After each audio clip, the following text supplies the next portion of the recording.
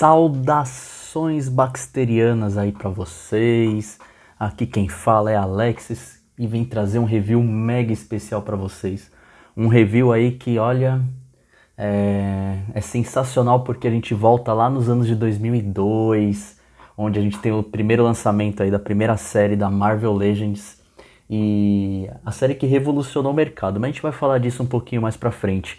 Então, diretamente aqui dos estúdios da Baxter Toys, aproveita aí, tira o pó da prateleira, vem assistir o vídeo, dá o joinha e vamos lá!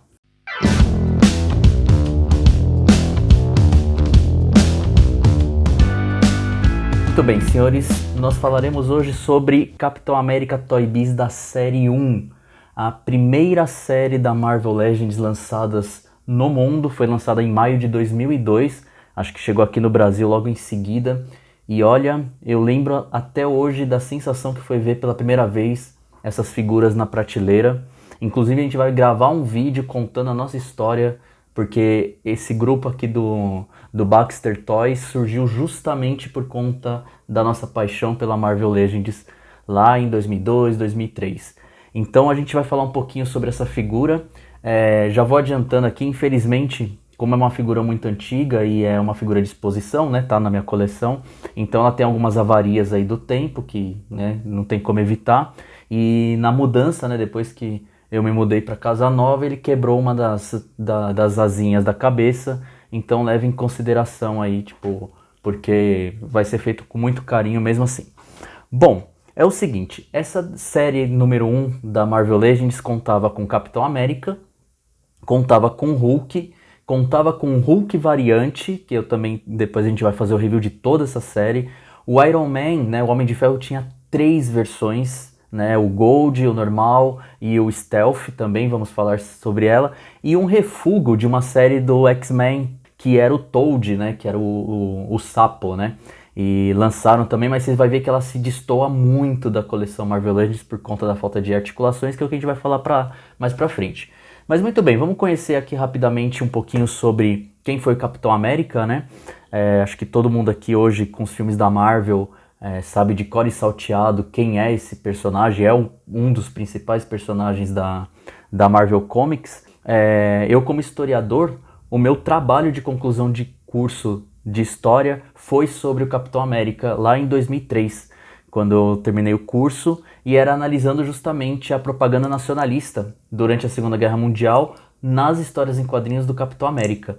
Então eu vou contar para vocês basicamente quem que é esse personagem aí na história dos comics, tá? Ele foi criado por Joe Simon e Jack Kirby, o deus Jack Kirby, justamente na revista Capitão América número 1, certo? Que foi lançado em março de 41, e logo na capa já era o Capitão América dando um soco na cara de Hitler, né? Então já é uma propaganda de guerra propriamente dita. Lembrando que 1941 é o ano de entrada dos Estados Unidos na Segunda Guerra Mundial, e foi lançada pela editora Timely Comics, que futuramente vai ser chamada de Marvel, né? A nossa saudosa Marvel. Muito bem, o que acontece é que assim, é interessante a criação do Capitão América porque os Estados Unidos, eles entram na Segunda Guerra Mundial após o ataque a Pearl Harbor, né? E justamente a única arma do Capitão América, que a gente vai ver nos quadrinhos, é o escudo. Então é aquela ideia de que os Estados Unidos entraram na guerra não para atacar, mas sim para se defender. Então é muito interessante fazer essa analogia, porque os Estados Unidos entram na Segunda Guerra Mundial após os ataques de Pearl Harbor, então meio que como uma defesa, como uma resposta a esse ataque, e o Capitão América justamente usa um escudo, que é uma arma de defesa, né? Então é como se representasse, tipo, ó, a gente está entrando para se defender, não para atacar. Apesar que depois, né, vai soltar as 2 bombas atômicas no Japão, e aí vocês vão ver que de defesa não tinha nada, né? Mas, bom, isso daí não é assunto para esse vídeo. E aí, o que acontece? Durante a Segunda Guerra Mundial, esse personagem fez muito sucesso, muito por conta do seu apelo patriota, nacionalista, né? O que gera um pouco de, assim, o pessoal até hoje não curte muito o Capitão América por conta disso, mesmo porque sua própria vestimenta é a bandeira dos Estados Unidos, né? Mas na época funcionou, então foi um enorme sucesso. Mas quando acaba a Segunda Guerra Mundial, em 45, esse personagem meio que perde importância, porque a ideia dele era justamente, tipo, a guerra, né? Justamente o combate aos nazistas. E depois que acaba a Segunda Guerra Mundial, meio que ele perde o sentido. Então ele é descartado, né? Na verdade, literalmente ele é congelado, né? E aí ele volta em 1950, ainda na Timely Comics, tenta lançar novamente esse personagem. Ele dura até 53 e depois ele é literalmente deixado de lado. Até 1964, quando você tem o personagem sendo reintroduzido agora diretamente no universo Marvel, tá? Foi na The Avengers número 4, onde os Vingadores encontram, né, o corpo do Steve Rogers congelado, e aí ele começa a fazer parte dos Vingadores. E né, o personagem principal, é o líder dos Vingadores, né? E é muito interessante porque antes dessa volta do Capitão América, já tinha aquela coisa de mencionar o Capitão América como mito e etc e tal, né? Mas enfim, é um personagem que eu, assim, de todo o universo Marvel, é o meu personagem preferido, aí sou eu falando, tá? Tanto é que eu fiz o TCC de História sobre ele. Não acho que ele seja um personagem que aliás, já faz um bom tempo que ele não representa os ideais estadunidenses, né? Aquela visão de patriotismo, etc. Não, desde a década de 80 já perdeu muito disso. Você tem aí, então, às vezes até o Capitão América indo contra o governo, naquela fase que ele assume o manto de nômade, por aí vai. Então é um personagem muito rico de história, muito, muito mesmo. Mas enfim, vamos falar agora um pouquinho sobre a figura, né? Então, ó, eu não vou mexer muito nele, porque como eu disse pra vocês, é uma figura antiga. Então eu tenho um pouco de receio de quebrar, mas dá pra gente ter uma noção do que é esse personagem, do que é essa figura, né? Então vamos lá. Primeira coisa assim que a gente pode destacar dessa linha Marvel Legends, que na época revolucionou completamente, é a questão das articulações. Até a linha que foi lançada Spider-Man Classics em 2001, 2002, as linhas anteriores da Toy Biz, além de serem de 5 polegadas, ou seja, um pouquinho menor, elas não possuíam articulações muito assim, tipo, avançadas. Eram articulações, basicamente, às vezes eram 7 pontos de articulação no máximo, entendeu? Então é aquela posição de soldadinho, que você levantava o braço e ele ficava com o braço reto, não tinha articulação do cotovelo, por exemplo. Mas a Marvel Legends, ela entrou no mercado revolucionando. Não só pela escala, né, uma escala completamente nova, que é de 6 polegadas, então essa figura aqui tem aproximadamente uns 16 centímetros, mas também pela grande quantidade de pontos de articulação. Isso eu lembro até hoje do quanto foi revolucionário. Não existia na época, pelo que eu me lembro, de figuras desse jeito. Então, por exemplo, vamos ver aqui um pouquinho das articulações dele. Você tem as articulações do ombro, aí você tem já na primeira série a articulação clássica da Marvel Legends, né, que é a articulação do bíceps, a articulação dupla do cotovelo. Isso aqui é totalmente inédito, apesar de que a articulação aqui ela é um pouquinho comprometida por conta da luva. A luva mesmo tem movimentação e a mão mexe para cima e para baixo, né? E a luva gira no próprio eixo. Aqui a gente tem articulação nos dedos, tá? Nem vou ficar muito entrando em críticas sobre essas articulações, porque a ideia é mostrar como que eram as figuras da série 1. Hoje em dia a Hasbro manda a mãozinha extra, né? Você tem a articulação do pescoço, que aqui é um problema sério, porque as primeiras séries da Toy Biz, esse pescoço aqui é muito frágil, então ele tem problema de quebra nesse pescoço. O meu Homem de Ferro, ele quebrou o pescoço. Esse Capitão América, ele tá colado, então você não vai ter, eu não tenho mais muita movimentação, porque ele tá colado. Mas apesar disso, tinha uma movimentação para cima, para baixo, movia para os lados e tal. Articulação do peito, bastante arcaica, é muito interessante porque como evoluiu, né? Atualmente essa articulação é bem melhor. Não tem, basicamente ele não vai para frente ou para trás, mas ele tem essa possibilidade de virar. Articulação na cintura limitada, tá? Ela não dá o 360, né? Que nem as figuras atuais, mas funciona muito, muito bem. A articulação das pernas abre bem, cara, olha que sensacional. Isso aqui, velho, tipo, estilo Van Damme, tá ligado? É muito, muito revolucionário pra época.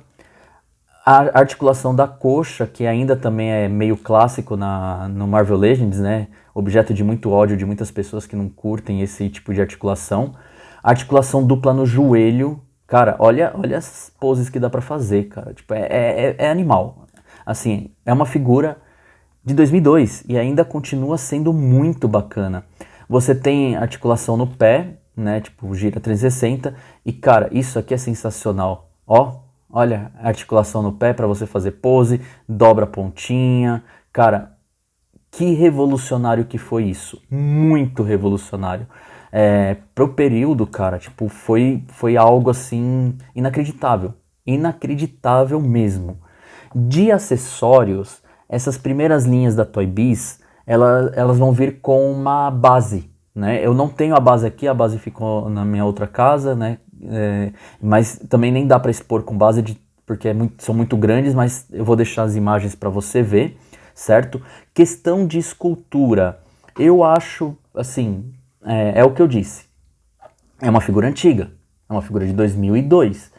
Então, assim, você tem que pensar que eles estão aprendendo a fazer. Então, por exemplo, você vê assim, tipo, ela é bonita, eu particularmente, é que eu tenho um apelo emocional, mas assim, particularmente eu gosto dessa escultura. Eu acho que a escultura do rosto é uma das melhores do Capitão América até hoje. Olha que bonita, gente. Peraí, deixa eu tentar focar. Olha que linda. Essa Red Sculpt, eu acho ela muito bonita. Você vê aqui os detalhes dos olhos, super bem pintado. Como eu falei, infelizmente aqui a asinha quebrou. Né? Um dia eu vou tentar restaurar. Aqui também tá quebrada. Era muito frágil, tá, gente? Essas figuras eram bem frágeis. Mas enfim, cara, você percebe um cuidado acima da média pro período. Então, ó, você enxerga aqui o Steve Rogers dos quadrinhos e tal. Eu particularmente, eu gosto, eu acho que é uma das melhores Red Sculpts da Toy Biz.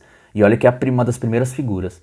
Porém, você percebe que ela é meio desengonçada, né? Tipo, ela é meio fora de proporção, assim. Tipo, os braços compridos demais, a mão grande, essa parte da perna é fina, aí fica grosso. Então, assim, tipo, é aquela coisa, tá em evolução, né? A gente não pode querer cobrar uma figura 200% porque, meu, 2002. Então, pro pessoal que critica, assim, tipo, a Toy Biz, fala, porque era uma merda, não sei o quê. Pensa um pouquinho que, cara, é novidade, entendeu? Eles estão aprendendo, vão errar muito ao longo de todas as séries que eles vão lançar, eles vão errar muito, mas também vão acertar muito. Tem figuras da Toy Biz que até hoje são, tipo, fundamentais, são até melhores do que a da Hasbro, né? Bom, a questão aqui de acessórios, como eu falei pra vocês, vem com a base e vem com esse escudo que, nossa, na época eu achei lindo. Hoje em dia ele é tosquinho, se você comparar com os atuais, é bem tosquinho. Mas é muito interessante porque ele veio com essas cordinhas aqui, esse elastiquinho. Ele é bom e ele é ruim. Por quê? Ele é legal porque você consegue colocar ele nas costas do Capitão América, certo? Só que, cara, é elástico, vai alargar, vai afrouxar e depois com o tempo pode até arrebentar. Mas fica bonito, porque você coloca ele segurando aqui, ó, apesar de ter esse encaixe no pulso, você coloca assim, tipo, fica um visual bacana, assim. Então, essa figura, ela é uma das minhas preferidas de toda a Toy Biz, tá? Mesmo sendo da primeira série, eu acho fenomenal, eu não me importo muito, assim, com os defeitos dela, acho que os defeitos dela hoje são mais charme do que defeito. Ela tem alguns problemas de pintura ao longo do tempo, né? Tipo, a parte do cuecão de couro dele aqui fica desbotado, né? Esqueci de falar uma coisa legal sobre a pintura, que reparem bem que no peitoral, eles fizeram uma técnica no peitoral e aqui nas mangas, que, cara, é sensacional. Olha esse detalhe, velho. É sensacional. São os desenhos das escamas dele. Tipo, não é texturizado. Eles acham que eles não tinham ainda a tecnologia para texturizar. Mas olha, é muito bonito esse detalhe aqui. Eu acho que dá um charme animal para a figura em si. Nas costas você tem aqui o desenho, também continua o esquema das escamas desenhadas. Apesar de que você vê a diferença de cor, né? Fica meio na frente. Olha como que é mais diferente, né? Tipo, a cor muda. Eu não sei se é problema da minha figura ou se todas vieram assim. Mas você tem esses problemas de pintura? Tem, mas cara, 2002 é muito antiga. Então você vê as diferenças de pintura de uma peça para outra e tal, mas, cara, são lindas. Ela de costa, ela fica muito bonita, essa estrela aqui é animal. Hoje em dia os Marvel Legends vem com um buraquinho, né, para encaixar o escudo aqui. Eu não gosto, né, mas enfim, você nunca vai expor uma figura de costas, então não tem problema. Enfim, para finalizar, é muito interessante porque a Toy Biz, quando lançou a linha Marvel Legends, ela revolucionou o colecionismo, porque essas figuras eram baratas, eram muito baratas, né? Até no Brasil era barata, tá, gente? Só para vocês terem uma ideia, nos Estados Unidos, a média de preço dessas figuras era em torno de 6, 8 ou 10 dólares. Você encontrava essa figura por 8 dólares. E aqui no Brasil, eu lembro exatamente, eu paguei R$29,90. Eu entrei nas Americanas, assim, é a primeira vez que eu vi. Vou até colocar a imagem da caixa pra vocês. A caixa também é super charmosa, super bonita, assim. Vinha com revista, eu esqueci de falar isso.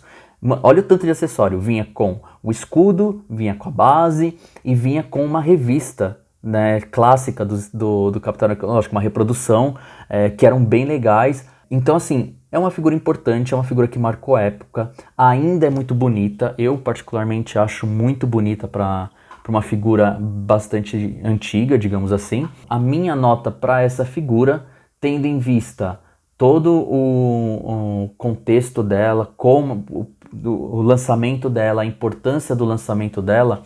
Então, numa escala de 0 a 5 bucks, eu dou 4 bucks. Só tiro pontuação por conta da questão da pintura, né, que vai zoando ao longo do tempo, e da fragilidade mesmo. Certo? Então, gente, espero que vocês tenham gostado desse review. É um review um pouquinho diferente, envolve até um pouquinho de história. Me desculpem ter alongado muito, mas, cara, um dia eu gravo um vídeo só falando do Capitão América, que é a minha paixão dentro da Marvel e é uma das minhas paixões de estudo dentro da história mesmo. Espero que vocês tenham gostado. Se inscrevam no canal, ative o sininho para receber aí sempre uma notificação. A gente vai tentar postar não só reviews de figuras clássicas da Toy Biz, mas também a gente vai misturar com temas importantes sobre o mundo dos quadrinhos em si, né? O mundo dos super-heróis. É a nossa grande paixão.